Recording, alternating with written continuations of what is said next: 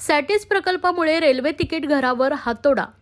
ठाणे पूर्व भागात सॅटिस प्रकल्पात अडथळा ठरणाऱ्या रेल्वे स्थानकातील फलाट क्रमांक 10 वरील तिकीट घरावर हातोडा पडणार आहे।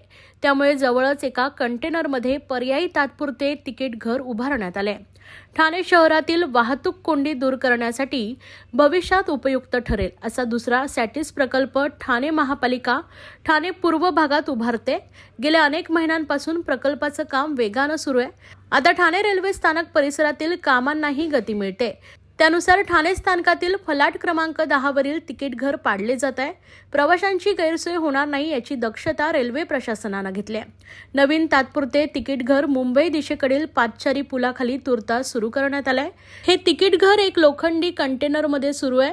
कंटेनर तिकीट घरामध्ये प्रवाशांसाठी अवघ्या 4च तिकीट खिडक्या रेल्वे प्रशासनाने उपलब्ध केल्या। त्यामुळे आधीच हा मार्ग चिंचोळा व अरुंद असल्याने तिकिटासाठी रांगा लावताना प्रवाशांची अक्षरशः झुंबड उडताना दिसते।